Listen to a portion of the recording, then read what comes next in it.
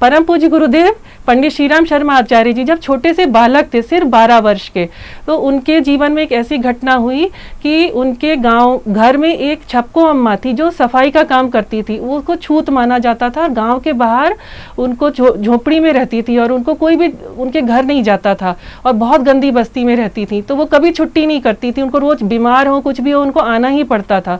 तो जब वो नहीं आई, 1 दिन हो गया, 2 दिन हो गया, तो उन्होंने माँ से पूछा, बालक श्रीराम ने, सिर्फ 12 वर्ष के थे वो, तो उन्होंने माँ से पूछा कि अम्मा वो आई नहीं है, क्या बात हुई छपको अम्मा? तो माँ ने कहा कि होगा कुछ, जब आएगी तो देख लेंगे। बोले कि हो सकता है वो बीमार हो, तो आएगी तो दे देंगे दवाई। तो लेकिन उन्होंने ये कहा कि वो अगर बीमार होगी तो आएगी कैसे? तो वो चले गए वहाँ गंदी बस्ती में, बहुत गंदगी बदबू भरी थी, वहाँ गए, देखा तो वो बीमार पड़ी हुई थी, बुखार में थी और उनके हाथ में घाव हो रहा था, फोड़ा हो रहा था जिसमें से पस निकल रही थी और बदबू आ रही थी। तो उन्होंने जाके उनको पानी पिलाया, उनकी दवाई लेकर आए, सेवा करी उनकी।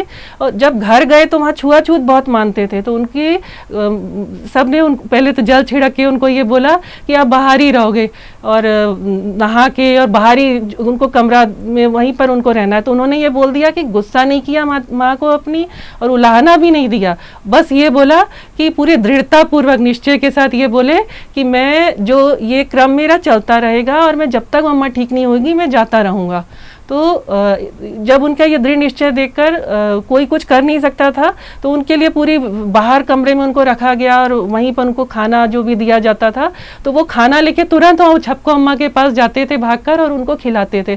तो इस तरह 7-8 दिन में जब उनका पूरा घाव ठीक हो गया, तब फिर उन्होंने बोले कि अब मैं नहीं आऊँगा। तो उसके बाद उनके पिताजी उस समय बाहर गए हुए थे, लेकिन जब वो लौटे उस दिन तो उनको पता चला कि ऐसे ऐसे हुआ है और श्री राम के साथ ऐसे ऐसे किया गया।